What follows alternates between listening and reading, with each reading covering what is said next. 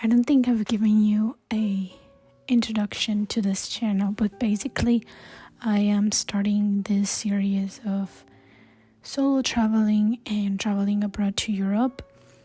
I was born in Colombia. I was born and raised there until I was 14 years old. I immigrated with my family to the United States. We had more family over there, so we stayed there. I did my high school, I did my college there, I did my studies, and I graduated on 2022, and now I'm here. It's 2023, and I am solo traveling for the first time ever. And for the first time ever, I'm in Europe. So in a few, I am going to explain a little bit of my thoughts on why I'm here. But the story basically goes back to June this year. I went to Colombia for 6 months, and it's been quite a ride because at the core of the reason why I'm traveling so much and why I was in Colombia for 6 months last year and why I'm here again without much financial resources but still doing it and taking the leap is because it's a journey of independence and trying to find myself, which I think it's a beautiful thing. And as a female solo traveler, there are a lot of things that we can tackle and talk about. I am very excited to bring you along this journey. Right now I am in Cordoba, Spain. I went to Madrid, I went to Barcelona, I went to Seville, and now I'm here. Today is my last official day. I'm leaving tomorrow for Seville, and then after that I am flying to Rome to meet my friend. But yeah, I just wanted to explain why I'm here in my hostel and why I'm uploading this video. Is basically a visual journal entry. I want to document this experience, and I've been doing videos for so long. I just never have the courage to upload them. And this time I want to do it because maybe it'll help someone else, and maybe someone else is going through the same thing as me. And I know that in the future I will look back on these memories and be grateful that I have them visually in my little corner of the internet. It was quite an emotional decision, quite an emotional ride to be here because, not having the financial resources to come and working part-time remotely, which is a privilege. I get to work remotely, work wherever I want. It's such a privilege, but it's hard, and it took a lot of crying and therapy sessions to get here, but I'm really glad I did. This is a little bit of a vulnerable space, and I want to welcome you and make you feel safe and seen and understood, and I don't want you to feel discouraged by any means. I mean, we can share our memories, our experiences, so don't feel bad about it. We got this.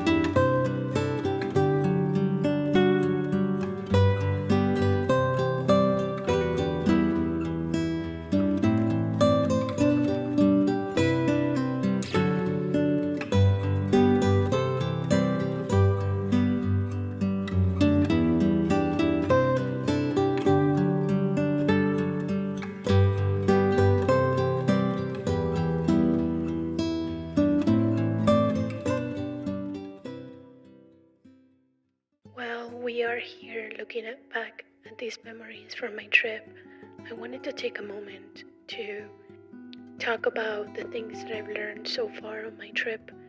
Traveling solo, traveling with people, meeting someone new. There has been a lot of things that I've learned so far, and talking with my therapist last week made me realize I have done so much and I have experienced so much. So I wanted to share some of them with you. One of them, and the most important one, was traveling light. I am a notorious overpacker, and all my life I've been just overpacking everywhere where I go. When I was preparing for my trip, I bought so many things that I have had to give up or give away during my trip because they were bringing me down, literally, with my backpack. I am backpacking. I only brought 2 bags, which is a big achievement for me. So lesson 1 is traveling light. Even to this day, I'm in Cordoba right now, and after 2 weeks I have to give up so many clothes, so many things that I didn't really need. And now that I'm here packing again, I have felt the best because my bag is light enough for me to carry it, and I don't have to have this huge neck pain with me. So carrying the essentials is very important, and this brings me to the second thing I've learned so far, and it's not shopping. I think I am starting to find myself in a situation where I think I am a shopaholic. I think shopping brings me joy, and buying new things brings me some sort of adrenaline and a feeling that I sought for so long. And it's been really hard for me to come to these historic places and not be able to buy ceramics, dishes, clothing, stuff like that. And even not buying these things, my bag is still heavy. So I have resorted to making a collection of postcards. So every site that I go to, I buy a postcard, which doesn't take much space. And I haven't bought any clothes except a shirt that I needed from Zara because I needed a summer shirt, and I packed shirts for winter, which is another lesson. It's if you are traveling for different seasons, bring just a few for each one. What I found for me was I only needed for summer because summer here ends, I don't know, in like late October. And so I would be carrying winter clothes for 2 months that I wouldn't use for the rest of those 2 months. So what I found and what I learned is only carrying summer clothes, and then when the winter comes, I will buy cheap clothes for winter in that country or where I will be living during that season. So basically I just got rid of my winter clothes, which were very heavy, and now I only have summer clothes. And when winter comes, I will get rid of those summer clothes, give away to friends or someone in need, and that way I will feel lighter and better. The other lesson is you will meet a lot of people. I am a very, very shy person, but I've been so lucky during my trip of finding people, unique people. For example, in Seville, I was looking for a restaurant to eat dinner at, and a girl approached me and asked if I was a female solo traveler, and I saw that she was with no one else, so I said yes. I met her. She's from New Zealand, she's a nurse, and we started to talk, and we had paellas, and it was the best night ever. But it's also so sad because I know that I won't see her again, or maybe in a near future. So it was a little bit bittersweet, as it was my last day in Seville and I had to leave soon. So that was a little bit sad. And now in Cordoba for my hostel, I met such fun girls from Italy, France, and Slovenia, and we talked a lot.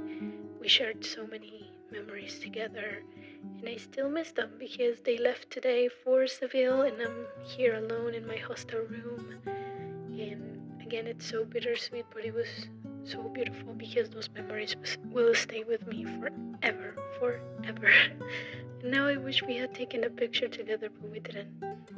But these are the things that makes this trip so special. You meet people and it's bittersweet because they make you feel so happy, and then you know that maybe you will not see them again.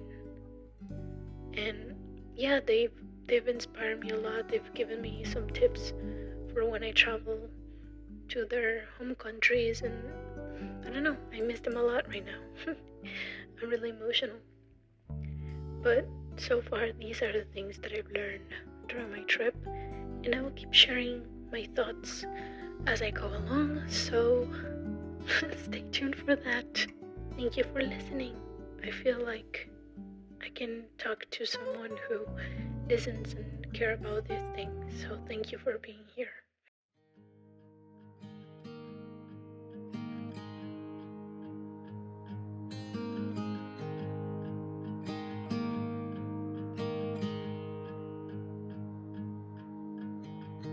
Beneath the shadows of this quiet town,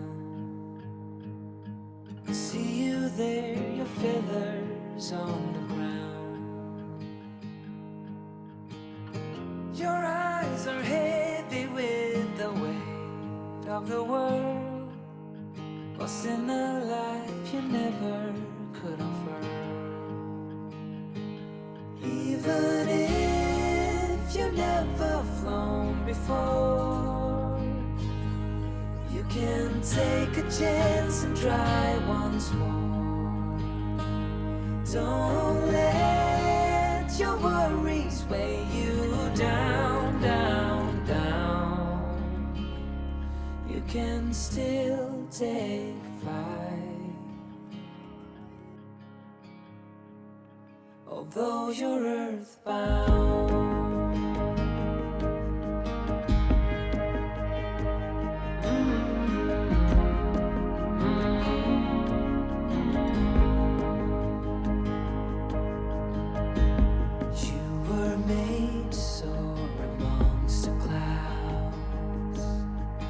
Never learn to rise above these crowds,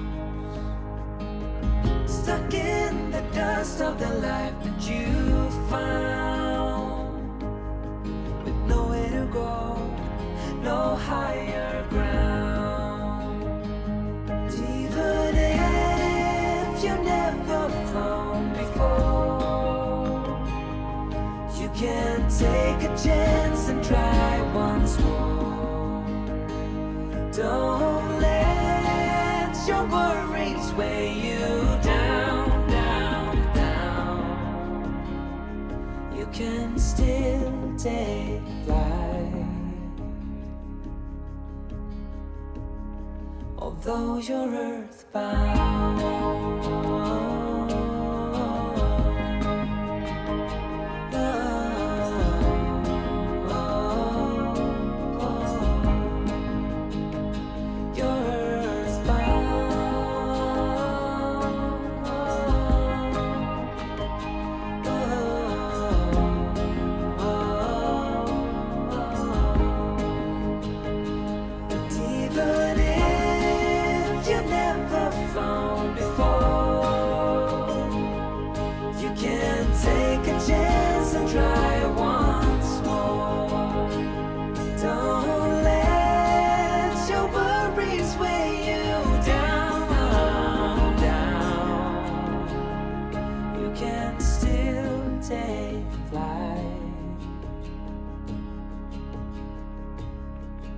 Although you're earthbound.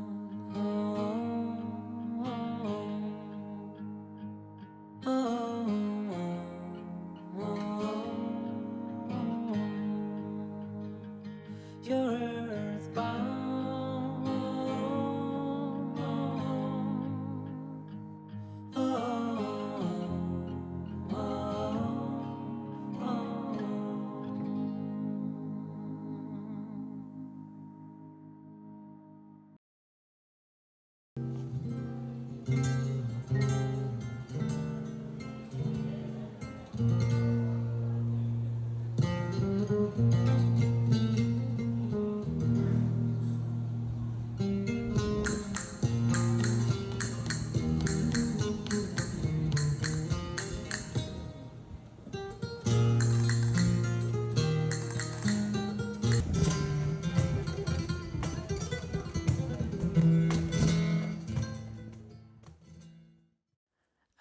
here to take you to the end of the video.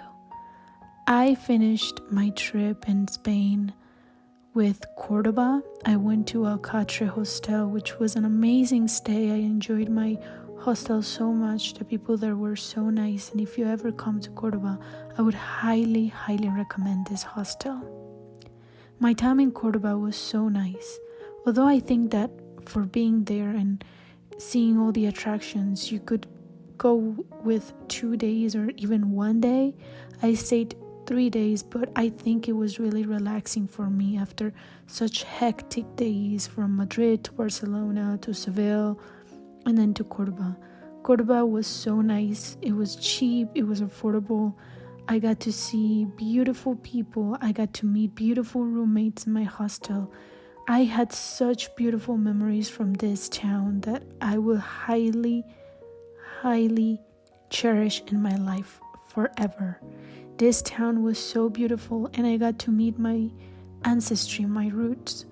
I went to the Sephardi house. I saw the patios in Cordoba, which look very similar to the patios or the architecture from my home country in my region, Antioquia, Colombia. I also got to see the Andalusi house. It was beautiful traditions that I got to understand better and see how it connects to my roots and my culture. I saw the Mosque Cathedral in Cordoba, which was the reason why I traveled to Cordoba, honestly. It was beautiful. It was breathtaking. I didn't want to leave because I remember seeing it for the first time during my art history class. It was about art in Spain, and since the professor pulled out the beautiful image of the Mosque Cathedral, I thought to myself, I swear, I thought, one day I will be there and I will see it for myself. And so it was really emotional for me to be there in person and remember the time where I thought I would be there one day. And then there I was, inside the Mosque Cathedral, seeing the images of the things that my professor showed us, the history behind it. It was just breathtaking and really emotional. Even talking about it makes me feel really emotional. Seeing the Islamic influence in Spain and especially seeing it in Cordoba was so beautiful, and I can better understand why the architecture is that way and why those cultures or how they merge together. Understanding the history of it all and how the people suffered, how the people try to survive, the colonizers, the wealth, the religions that tried to survive together. It was a beautiful time for understanding, I think.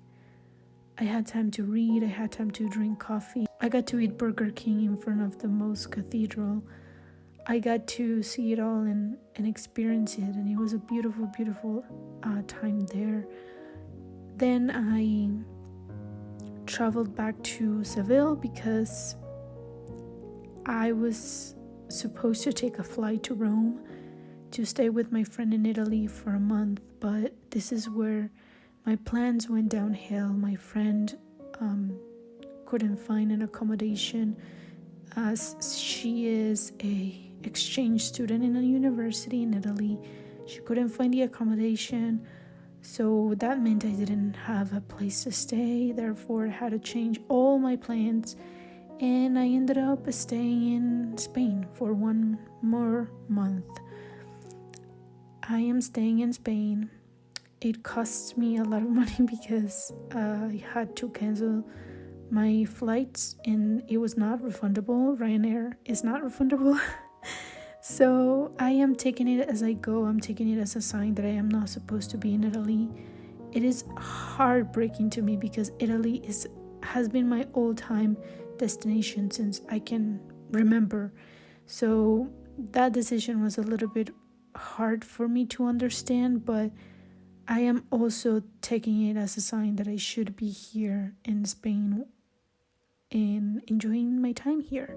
So I am saying goodbye to you in this vlog, and I'm saying thank you for being here. Thank you for taking your time and seeing my experience of 3 weeks. I am really happy because my journey continues, and I'm going to show you what I keep doing in the next month in my Airbnb in a very beautiful town outside of Madrid. Yeah, so stay tuned, and thank you so much for watching and experiencing this together.